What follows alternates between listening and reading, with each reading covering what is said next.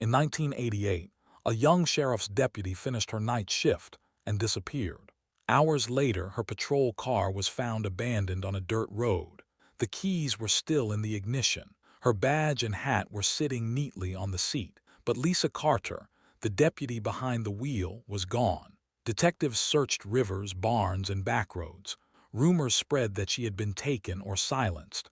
Whispers even accused people inside her own department. But no matter how deep they dug, the trail always ended in the same place: nowhere. For 20 years, the case stayed cold. Lisa's family lit a candle every night, waiting for answers that never came. Then, decades later, a farmer went to sell his land. He cut open a rusted lock on an old barn he hadn't touched in years. The doors creaked open, and inside was something so shocking it stopped him in his tracks. What was hidden in that barn not only solved the mystery of the missing deputy, it uncovered a betrayal that would change the town forever. Stick around to see how this story unfolds, and drop a comment telling me where in the world you're watching this from. In the summer of 1988, the small rural town of Mill Creek looked peaceful. It was the kind of place where people left their doors unlocked, neighbors waved at each other from porches, and kids rode their bikes until the streetlights came on. Nothing much ever happened there, and the people liked it that way. The heart of the community was the sheriff's office. It wasn't a big department, just a handful of deputies who covered long stretches of farmland, back roads, and quiet neighborhoods. They knew everyone in town by name, and the town trusted them. If trouble came, the sheriff's deputies would handle it. Among them was Deputy Lisa Carter. At 27 years old, she was one of the youngest on the force, but also one of the most respected. People described her as tough, dedicated, and brave. She had worked hard to earn her badge, and she treated it like an honor. Lisa came from Mill Creek. She knew the people, she knew the roads, and she understood the responsibility that came with her uniform. Parents trusted her to watch over their kids at the high school football games. Shop owners knew she would stop by and check in, and the older deputies often said Lisa had the instincts of someone who had been doing the job for decades. But she was more than just a deputy. To her family, Lisa was the one who never quit. Her mom said she was stubborn, but stubborn in the best way. If Lisa saw something wrong, she wouldn't walk away. She would dig, fight, and push until she fixed it. That's why people in Mill Creek felt safe with her on patrol. She wasn't just a uniform in a car, she cared. She paid attention, and everyone believed that if something bad ever happened, Lisa Carter would be the one to protect them. But in the summer of 1988, all of that would change. Because one night, after finishing her shift, Lisa got into her patrol car, checked in with dispatch, and started driving through the quiet streets like she had 100 times before. No one in town had any reason to worry. It was just another quiet night in Mill Creek. At least that's how it seemed. Because within hours, Lisa would vanish, and the entire town would never look the same again. Lisa's shift that night was routine. She left the station just after midnight, climbing into her marked sheriff's cruiser. The roads were empty, the town asleep. She drove past the gas station, its single neon sign buzzing in the dark. She checked the parking lot behind the diner, making sure no cars were hanging around. Then she rolled through the quiet neighborhoods, headlights sweeping across trimmed lawns and parked trucks. Every 30 minutes or so, Lisa checked in with dispatch. Her voice was calm, steady. She gave her location, reported nothing unusual, and kept moving. It was the kind of shift most deputies preferred: quiet, no calls, no trouble. But Lisa didn't relax. Even on slow nights, she stayed alert. She scanned the fields and barns as she passed. She watched for cars parked where they shouldn't be. She knew that sometimes the most ordinary nights could turn dangerous in an instant. Around 2 a.m., Lisa pulled into the high school parking lot. She circled the grounds, shining her spotlight across the bleachers and the football field. Nothing out of place. She drove on. At 2:30, she stopped at the only 24-hour gas station in Mill Creek. Security cameras captured her stepping out of her cruiser, pumping fuel and stretching her shoulders. She looked tired but calm. Nothing seemed wrong. She paid inside, nodded at the clerk, and drove away. That gas station tape would later become one of the most important pieces of evidence in the case. because it was the last time anyone ever saw her alive. After leaving the station, Lisa headed toward the rural roads outside of town. She knew them well, dark, narrow stretches lined with trees and old barns. Hardly anyone drove them at night. For Lisa, it was routine. She had patrolled those roads countless times before. But this time would be different, because somewhere out there in the darkness, something was waiting for her. And within the hour, Deputy Lisa Carter would vanish without a trace. Near 3 a.m., Lisa's voice came over the radio for the final time. It was calm, routine. She gave her location, a lonely stretch of dirt road that cut through farmland on the edge of town. Nothing sounded urgent. No sign of trouble. Unit 12 clear. Routine check, she said. Dispatch acknowledged. It was the kind of exchange that happened dozens of times every night. Nobody listening thought twice about it. Lisa signed off, adjusted the radio mic, and kept driving. Her headlights cut across fields of tall grass swaying in the night breeze. To anyone else, it was just another empty road. But to Lisa, it was duty. She had promised to watch over Mill Creek, and she took that seriously, even at 3 in the morning. What no one knew was that those words she spoke, casual, professional, routine, would be the last anyone would ever hear from her. After her final check-in, the radio went silent. Dispatch waited for her next call, but it never came. At first, no one noticed. It wasn't unusual for deputies to go an hour without reporting back if the night stayed quiet. But the silence stretched on. An hour passed, then 2. By sunrise, dispatch tried raising her again and again. No answer. At 7 a.m., the shift change came. Lisa still hadn't returned. Her cruiser wasn't at the station, and she wasn't at home. That's when the first wave of worry hit. Lisa Carter wasn't the kind of deputy who skipped out, and she certainly wouldn't vanish without telling anyone. Calls went out. Deputies were ordered to search the county. Roads, fields, and gas stations were checked one by one. Somewhere out there, Lisa's patrol car had to be waiting, and whatever they found inside would change everything. Just after 9 a.m., another deputy spotted it. Lisa's patrol car sat on a lonely dirt road, tucked between overgrown fields. At first glance, nothing looked wrong. The car wasn't wrecked, the tires weren't flat, and the doors were locked. But when the deputy opened it, the scene inside was strange, too strange. The keys were still in the ignition, but the engine was cold. That meant the car had been there for hours. On the passenger seat sat Lisa's flashlight. Her badge and hat had been neatly placed on the dashboard as if someone had set them there on purpose. But Lisa was nowhere. There was no sign of a struggle. No broken glass, no blood, no footprints in the dirt. It looked almost staged, like the car had been parked carefully and left behind. Deputies called it in immediately. Soon the road was swarming with investigators. They marked the car, took photos, and swept the ground with dogs. But the trail went nowhere. Lisa's scent ended just feet from the car. It was as if she had stepped out, taken a few steps, and vanished into thin air. The deputy who found the car later said the sight made his stomach turn. Something about it felt wrong, like it had been set up to send a message. By noon, the sheriff himself arrived. He looked inside the cruiser, then at the empty road stretching off into the fields. She didn't just walk away, he told reporters quietly. Something happened here. News of the abandoned patrol car spread through Mill Creek like wildfire. By the afternoon, everyone in town knew Deputy Lisa Carter was missing. Families locked their doors. Kids who normally roamed the streets stayed inside. The quiet town was suddenly gripped by fear. If someone could make a sheriff's deputy disappear, then no one felt safe. Lisa's friends and family were quick to speak out. They told reporters the same thing. Lisa would never just leave.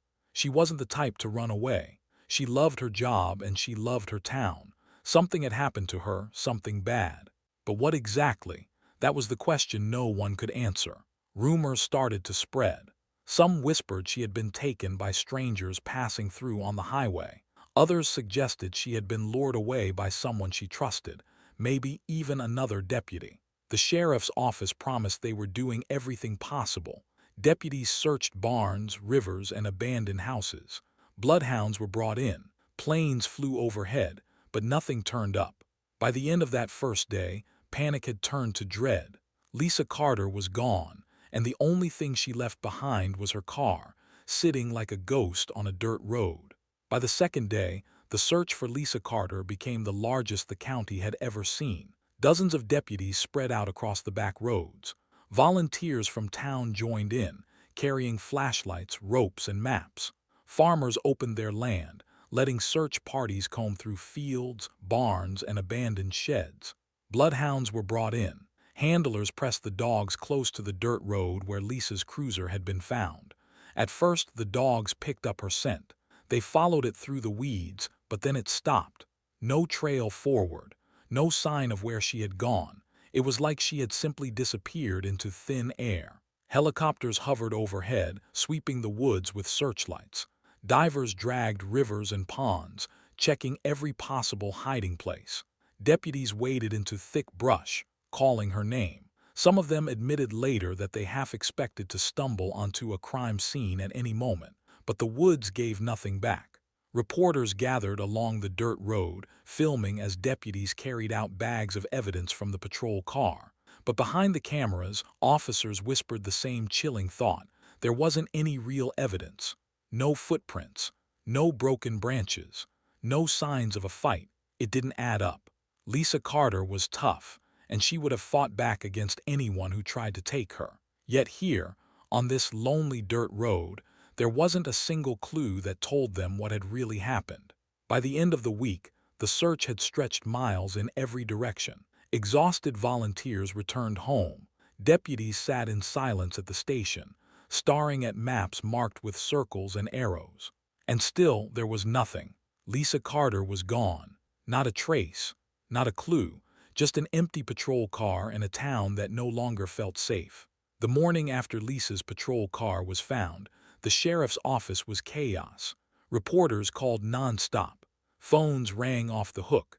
Deputies who normally handled small-town problems were now facing something far bigger. By noon, county detectives rolled in.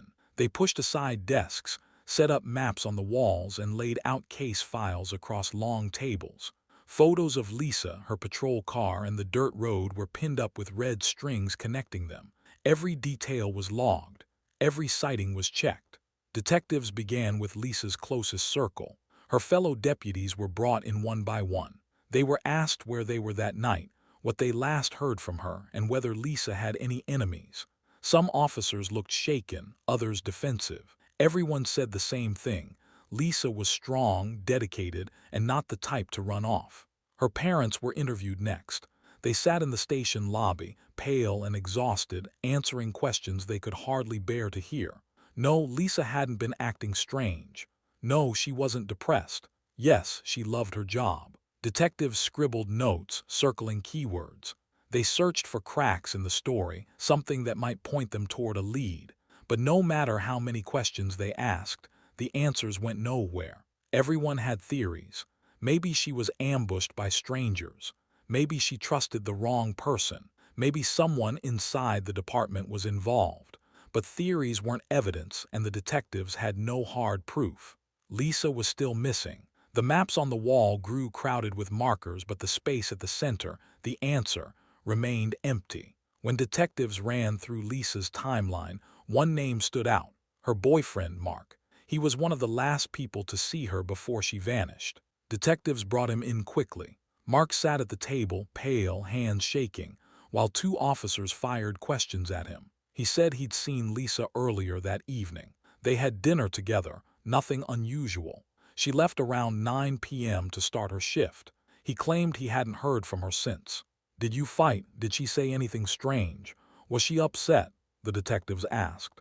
Mark shook his head again and again. No, they hadn't argued. No, she wasn't upset. She was tired maybe, but that was it. Detectives pressed harder. They wanted to know exactly where he was all night. Mark told them he had gone home, watched TV, and gone to bed. His timeline checked out. Neighbors confirmed they saw him, but detectives weren't satisfied. Rumors had already begun spreading in town. Some people whispered that boyfriends always knew more than they admitted. Others said Mark looked too calm in interviews, like he was hiding something. The detectives couldn't prove anything against him, but they also couldn't rule him out. Mark left the station looking broken, reporters flashing cameras in his face. The spotlight stayed on him for weeks, but deep down, investigators knew something didn't add up. If Mark wasn't lying, then Lisa's disappearance was even darker than anyone feared. Detectives knew they couldn't just look outside the department. They had to look inside, too. So one by one, Lisa's fellow deputies were brought in. Some came willingly, sitting down with tired faces, eager to help. Others looked annoyed, even angry. The idea that one of their own could be connected to Lisa's disappearance made tempers flare. But as the interviews went on, something unsettling came out. Multiple deputies mentioned the same thing. Lisa had argued with someone at the station a few days before she vanished. No one could agree on the details. Some said it was about patrol schedules. Others said it sounded more serious, like she had accused someone of crossing a line. When detectives pressed for names, the answers got quiet. Some deputies avoided eye contact. Others flat out denied knowing anything. It was clear Lisa had stepped on toes. She wasn't afraid to speak up if she saw something wrong, and that made her a target to some. By the end of the week, whispers filled the halls. Deputies started watching each other more closely, trust breaking down. Detectives marked the tension in their notes, but they still didn't know the truth. Had Lisa discovered something she wasn't supposed to? Or was this just gossip distracting from the real answer? Then came the first real piece of evidence. Detectives tracked down security footage from a small gas station on Highway 9, just a few miles from where Lisa's car was found. The tape was grainy, black and white, and the timestamp read 2:45 a.m. On the screen, Lisa's patrol cruiser pulled up to the pump. She stepped out in uniform, her movements calm but clearly tired. She swiped the pump, filled her tank, then walked inside for a receipt. She exchanged a few words with the clerk, nodded, and walked back to her cruiser. Nothing looked strange. No one followed her. No cars pulled in behind her. She didn't seem scared or in a rush. But to detectives, that tape was chilling. It meant Lisa was alive, well, and in control less than 20 minutes before she vanished. The gas station clerk confirmed what the tape showed. Lisa looked fine. She didn't say anything unusual. She just paid for her gas and left. That video clip became the last verified moment of Lisa Carter's life. After 2:45 a.m., she was never seen again. Detectives brought in bloodhounds, hoping the dogs could succeed where people had failed. Handlers pressed the dogs close to Lisa's cruiser, letting them sniff the seat and door handles. Then the dogs were released. At first, there was hope. The dogs picked up Lisa's scent and pulled hard on their leashes, heading across the dirt road and into a nearby field.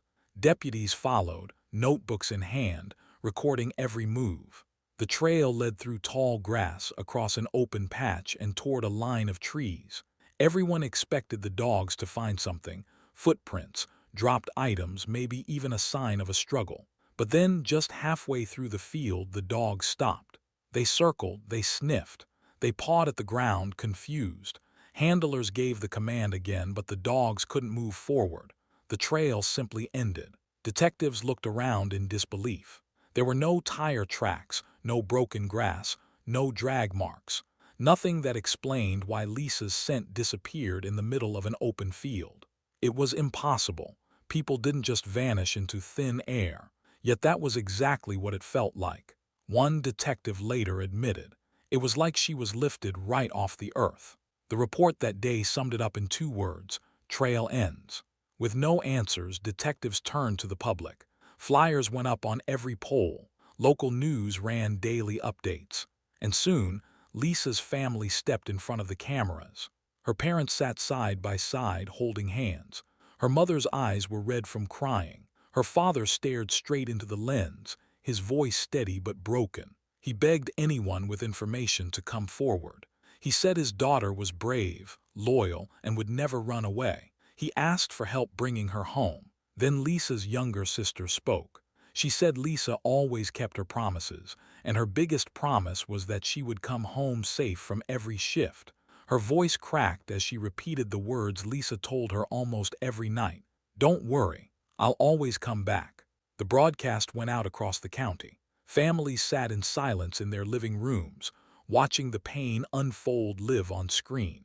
In that moment, Lisa's disappearance was no longer just a police case. It was personal. Every parent, every sibling in town felt the same fear. If this could happen to a deputy, it could happen to anyone. At first, the search was nonstop. Deputies worked long hours combing through fields, barns, and back roads. Volunteers showed up daily, handing out flyers and forming search parties. Tips poured into the sheriff's office, each one raising hope for a breakthrough. But as weeks passed, the leads dried up. Every promising tip ended in disappointment. The suspicious cars people claimed to see were just travelers passing through. The strange noises in barns turned out to be stray animals. Even the rumors of buried evidence went nowhere. Detectives pushed harder, but they kept running into the same wall. No body, no weapon, no crime scene. It was like the earth itself had swallowed Lisa whole. By the end of summer, the search parties grew smaller. Reporters stopped camping outside the station. The case, once burning hot, began to cool. Inside the sheriff's office, detectives stared at the same photos pinned to the wall. Lisa's smiling face, her abandoned cruiser, the empty field. They had mapped every inch of her last known path, but the space between her final radio call and the discovery of her car remained a blank void. The silence grew heavier, and for the first time, even Lisa's strongest supporters felt the cracks of hopelessness spreading. By 1990, 2 years had passed since Deputy Lisa Carter vanished. The search was over, but the town was not at peace.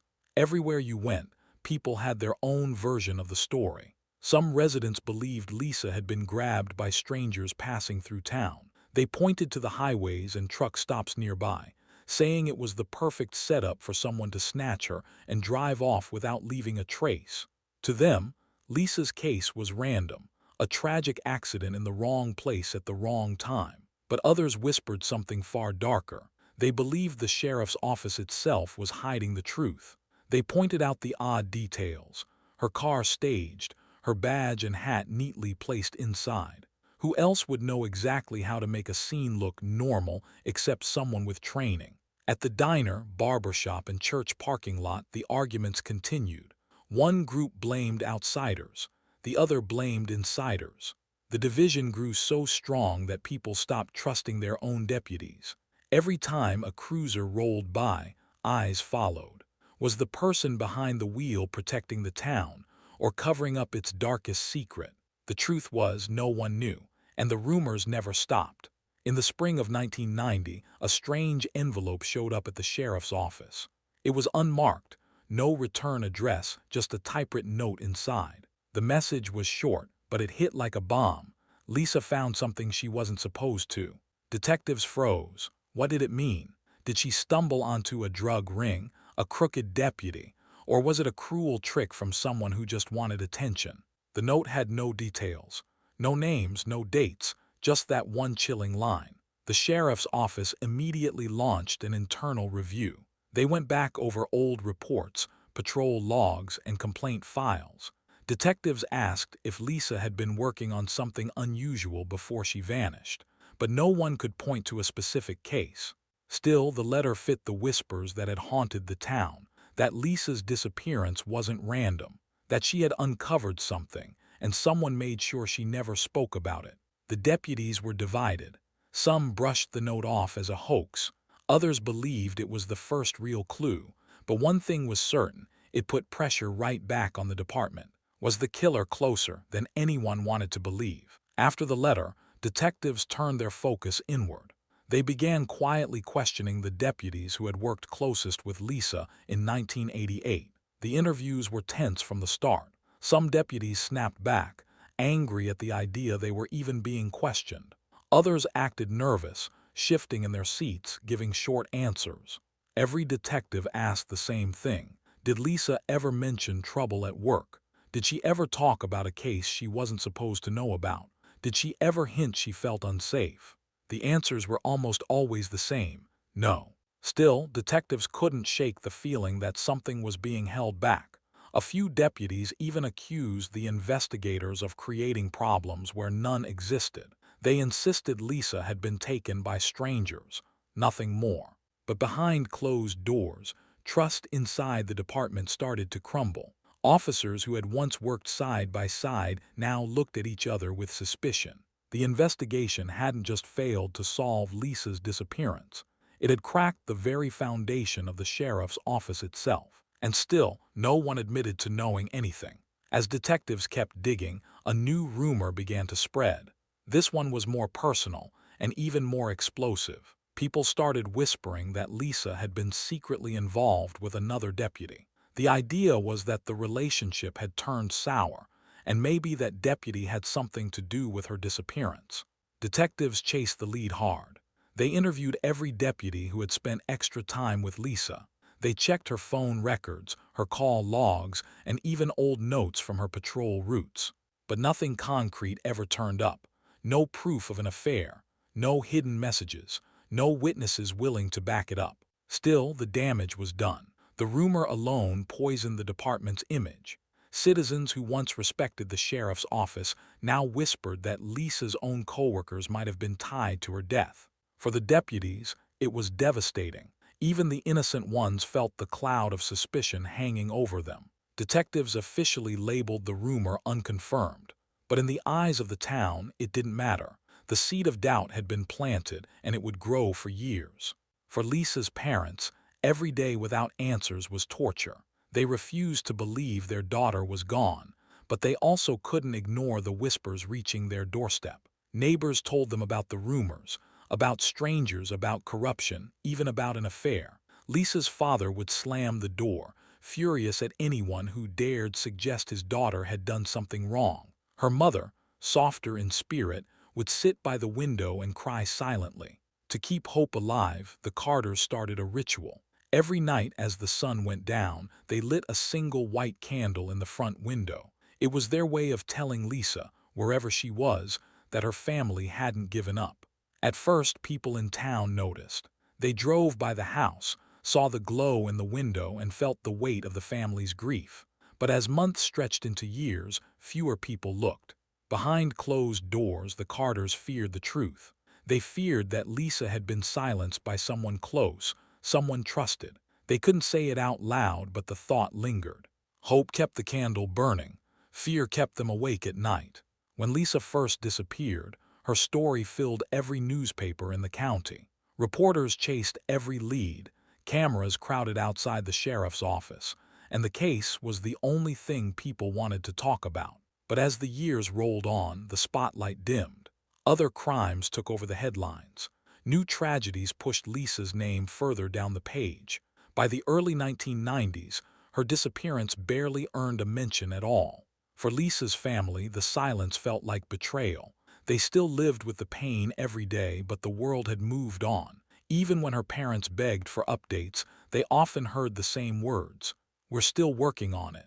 Inside the sheriff's office, though, the whispers never stopped.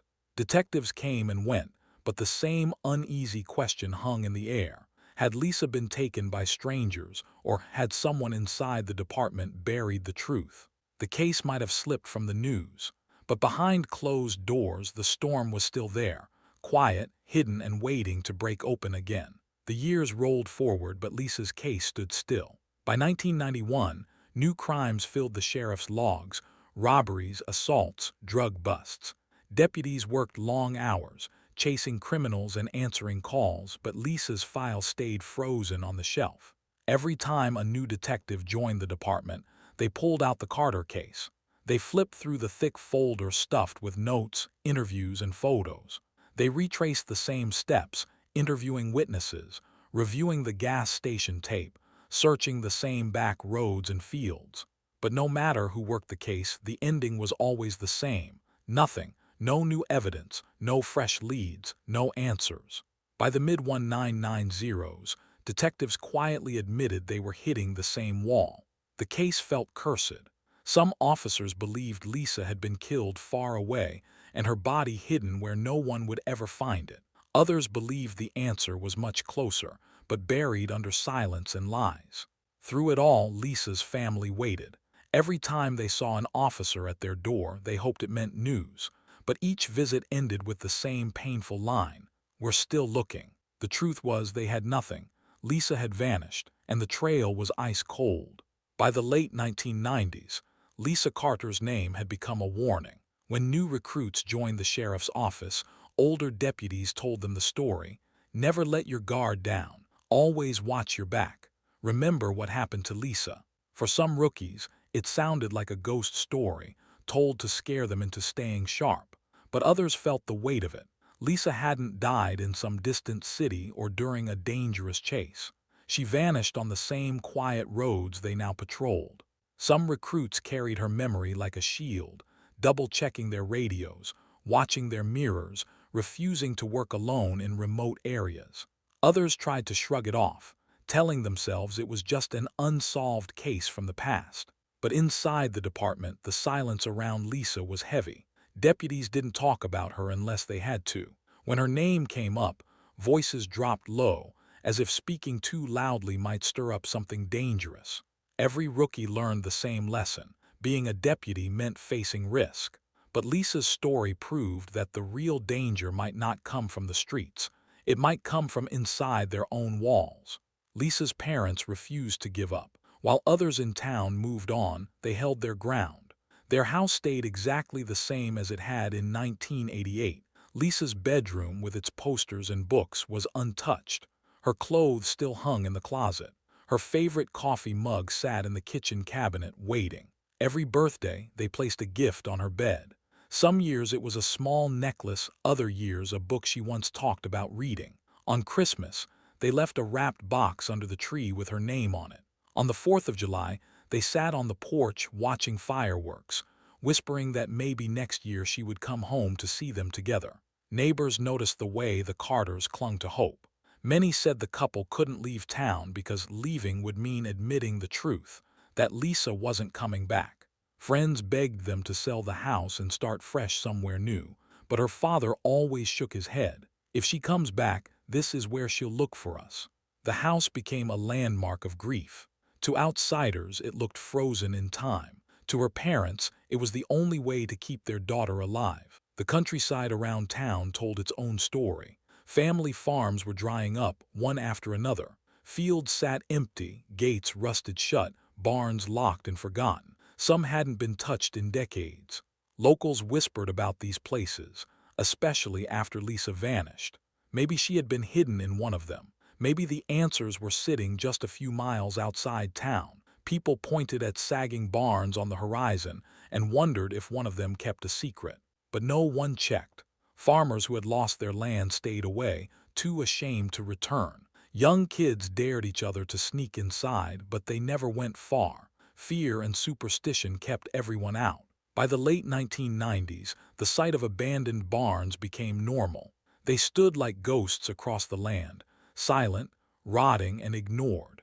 But deep down, people couldn't shake the thought that Lisa might still be out there, trapped in the shadows of one of those forgotten places.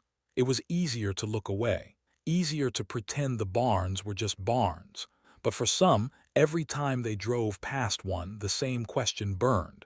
What if she's in there? By the late 1990s, the sheriff's office made a quiet decision. Without new evidence and after more than a decade of dead ends, Lisa Carter's file was updated.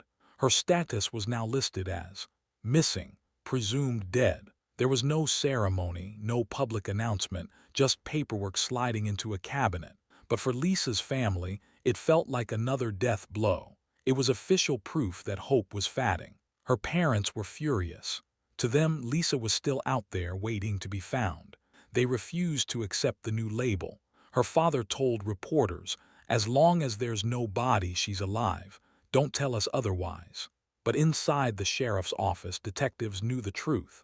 After so many years with nothing, no new sightings, no new tips, Lisa's chances of being alive were almost zero. The words "presumed dead" didn't close the case, but it closed hearts. Volunteers stopped calling. Reporters stopped asking questions. Even some of Lisa's friends quietly moved on with their lives. Her family was left to fight alone, carrying a label they refused to believe. On paper, the search was nearly over.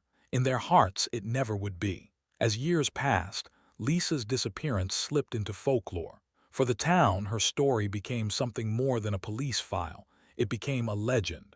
Parents warned their children not to walk alone at night.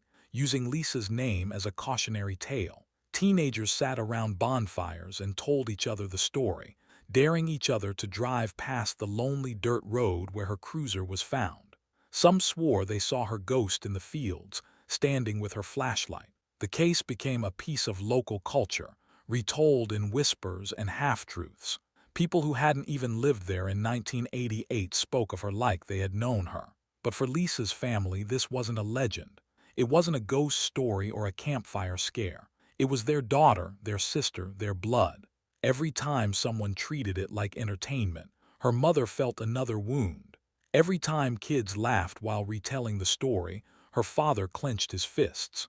For the community, Lisa's name became myth. For the Carters, it was still the raw truth. Their daughter had vanished, and no one had ever brought her home. In the spring of 2008, a farmer outside town was preparing to sell his land. Most of the fields had already been cleared, the fences repaired, and the equipment hauled away. But on the edge of his property stood an old barn. The barn had been locked for as long as he could remember. The farmer admitted he hadn't touched it in decades. It wasn't part of his daily work, and over time, it simply became another forgotten structure. The building looked tired. Its paint was faded to gray. Vines curled up the wooden sides. The roof sagged. Crows perched along the beams. From a distance, it blended into the landscape like it didn't want to be noticed. But now, with the sale of the property approaching, the farmer decided to finally open it. He needed to check what was inside, to make sure it was empty. When he walked up to the barn doors, he found a heavy padlock hanging from the rusted latch. The lock was thick, corroded with age and frozen shut. No key existed. The barn had waited, sealed and silent, for nearly 20 years.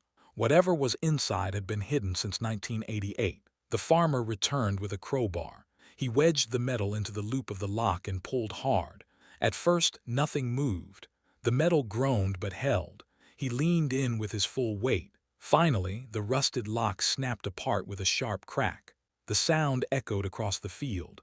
For a moment, the farmer just stared. The barn, locked tight for decades, was no longer sealed. He pulled on the heavy doors. The hinges screamed in protest, a long, metallic shriek that carried into the quiet morning air. Dust poured out of the gap as the doors opened wider. The smell hit him first, stale, heavy air that hadn't moved in years. It was the kind of air that made you step back, like the barn itself had been holding its breath. Inside, sunlight cut through cracks in the roof, forming narrow beams that lit up swirling dust. The outlines of old tools, hay bales, and rusted equipment filled the shadows. The farmer squinted into the darkness. It looked like a graveyard for forgotten things. But as his eyes adjusted, he noticed something strange in the far corner. A large shape sat under a tarp, waiting. The farmer stepped inside, boots crunching against the dusty floor. Old tractors leaned against the walls, their wheels cracked with age. Rusted plows and shovels lay scattered across the ground. Hay bales, half-rotted, sagged in the corners. It all looked ordinary for an abandoned barn. Forgotten equipment, tools from another time. But something didn't fit. In the back, pushed against the far wall, sat a massive object hidden beneath a thick, heavy tarp. The tarp itself was filthy, weighed down with dust and cobwebs. It hadn't been touched in years. The farmer froze. Most people would leave it alone, but something about the shape gnawed at him. It wasn't the outline of farm equipment. It was too smooth, too deliberate. He slowly walked toward it. Each step stirred more dust into the air, making the beams of sunlight dance. His heart pounded harder. When he finally stood in front of it, he reached out with shaky hands. The tarp felt rough, like burlap. He gave it a tug. It barely moved. He pulled harder, gripping with both hands until the edge of the tarp slid back, just enough to reveal a glimpse of what lay beneath. Beneath the tarp, faded paint glinted in the weak light. Blue and white, a door handle, a cracked mirror. The farmer stumbled backward. It wasn't a tractor, it wasn't a piece of equipment, it was a car. But not just any car. The tarp slipped further as he pulled it back, revealing the unmistakable lettering on the side. Sheriff's Department. A police cruiser. The farmer's throat went dry. Why was a patrol car hidden in his barn? Without wasting another second, he ran outside and called authorities. Within the hour, deputies and detectives swarmed the property. They pushed the doors wide open and stepped inside, flashlights cutting through the gloom.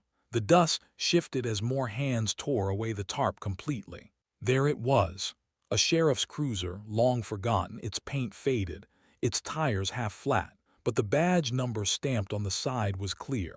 Deputies crowded around, their voices hushed, some whispering in disbelief. The badge number matched Lisa Carter's patrol car, the same one she had been driving the night she vanished in 1988. For 20 years, the car had been locked in this barn, and now every deputy in the room knew. They were standing in the middle of the biggest break the case had ever seen. Within hours, the barn looked like something out of a crime drama. Yellow tape wrapped around the property, flashing lights from cruisers painted the fields blue and red.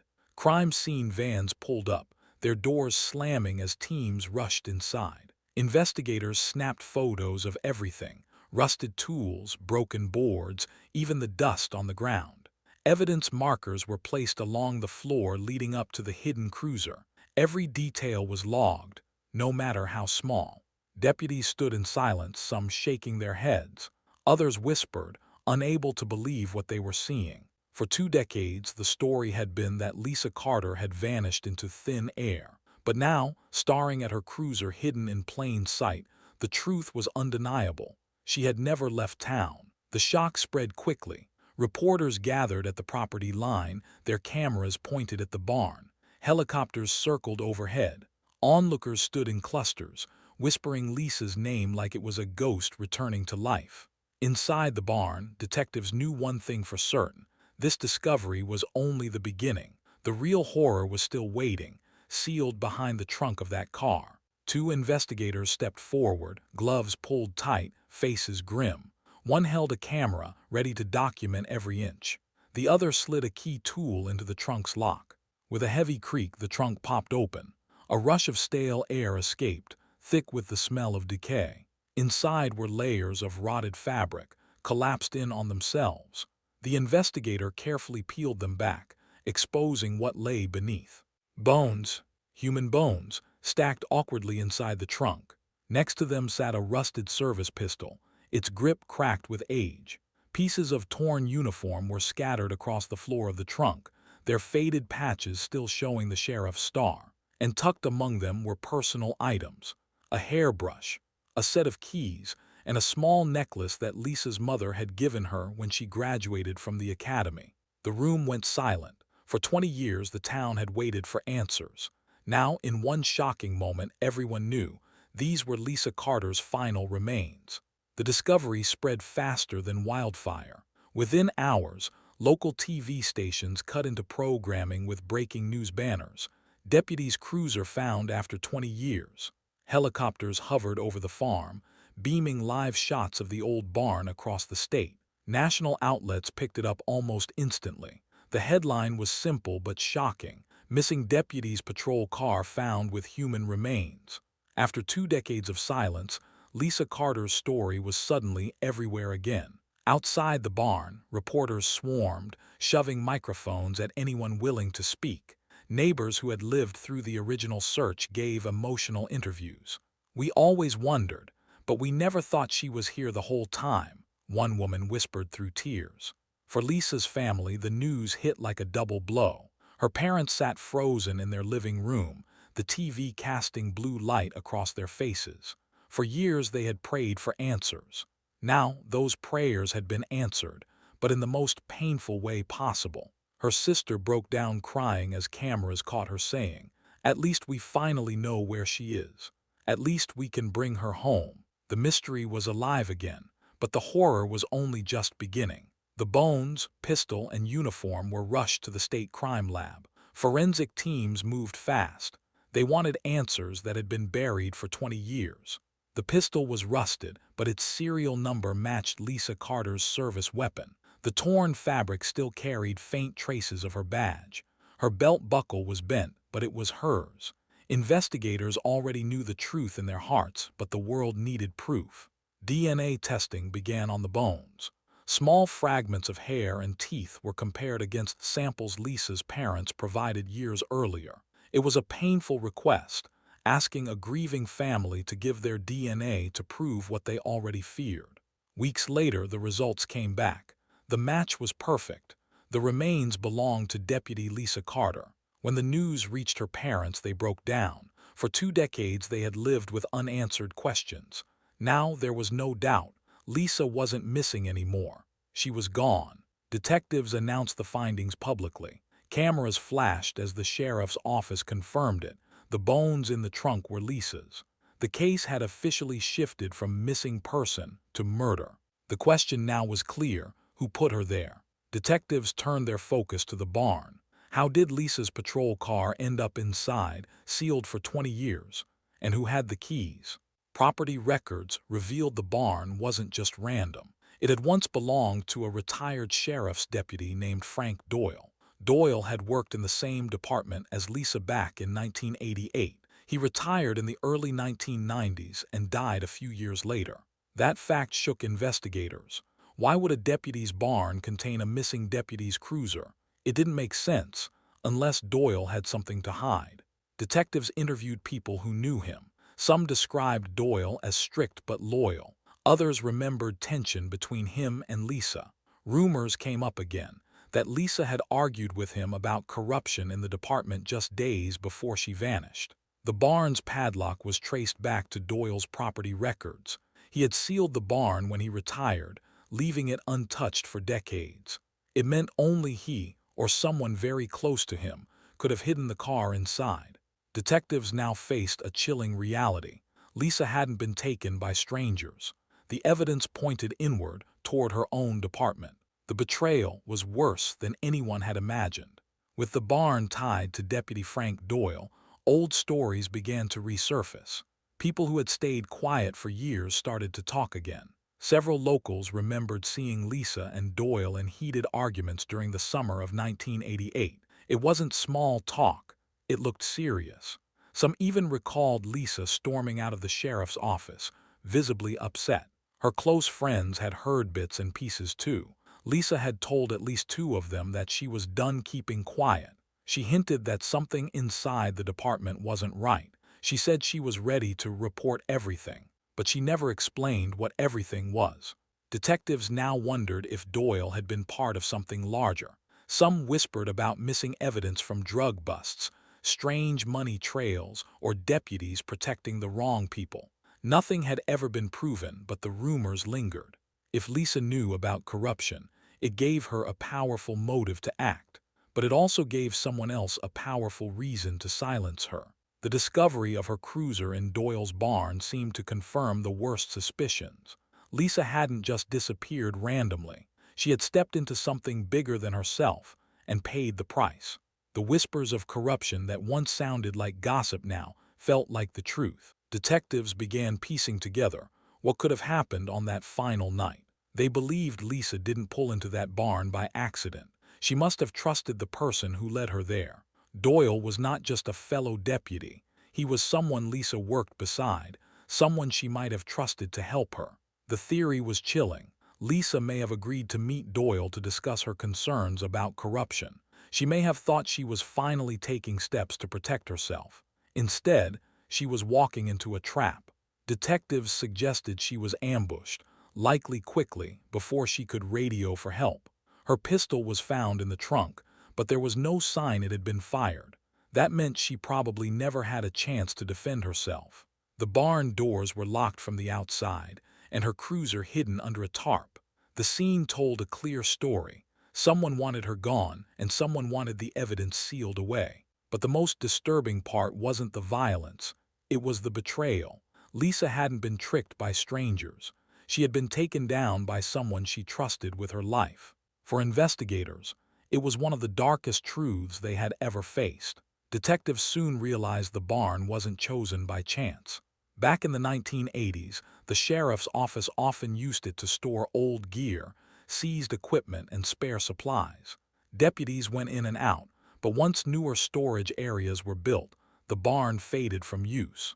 It was remote, sitting at the edge of farmland, and most locals barely noticed it was there. To the average person, it was just another aging structure on private land.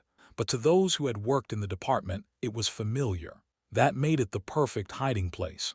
Whoever put Lisa's cruiser there knew the barn well.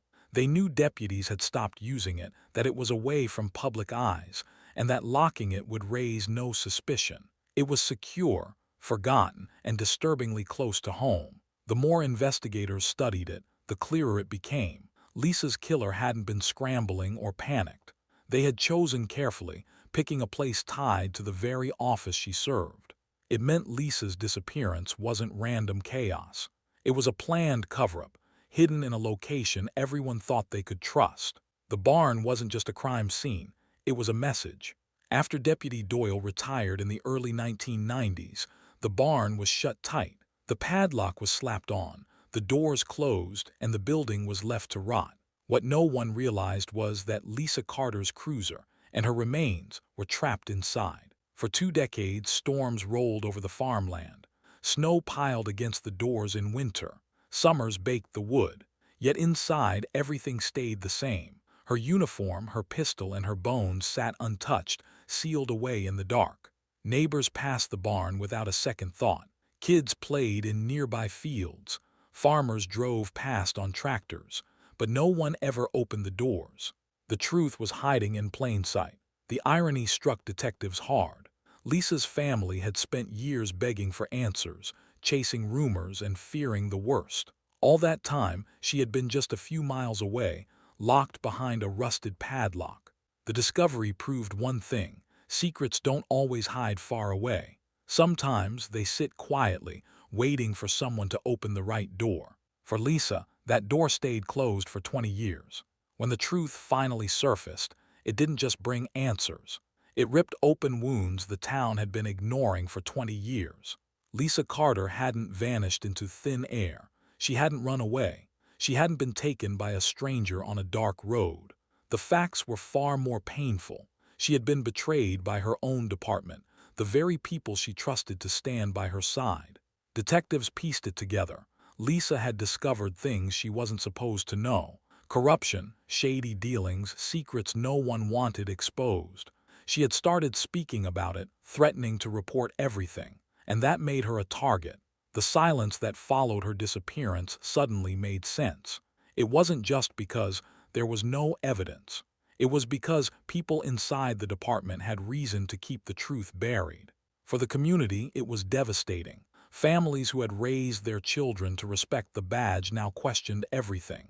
If Lisa, a deputy, a protector, could be silenced, who else could it happen to? For her family, it was even worse. They had begged for help from the very office that hid her away. They had trusted investigators who, knowingly or not, had missed the barn sitting in their own backyard. News outlets called it a scandal. Locals called it betrayal. For many, it felt like their trust in law enforcement was broken forever. Lisa's story was no longer just about a missing deputy. It had become a symbol of something much larger. What happens when power is abused, when loyalty is twisted, and when silence is chosen over truth? The town couldn't pretend anymore. The corruption was real, and it had cost Lisa her life. In the spring of 2008, the small town gathered for something they had hoped would never happen: Deputy Lisa Carter's funeral. Her parents, now old and frail, walked slowly behind the casket. For 2 decades, they had kept a candle burning in their window, waiting for her to come home. Now, instead of a reunion, they were saying goodbye. Hundreds of officers lined the streets outside the church. Many had never met Lisa, but they came anyway, standing shoulder to shoulder in full uniform. Some carried flags, others saluted.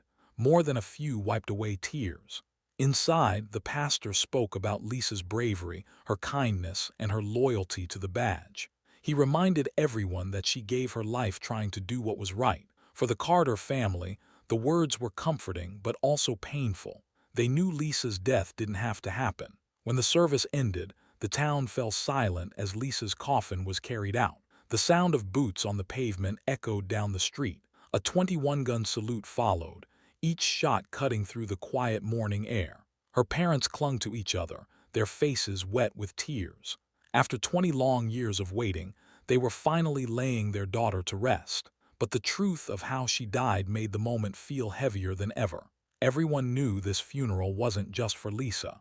It was for the town's broken trust, for the 2 decades of silence, and for the justice she never received.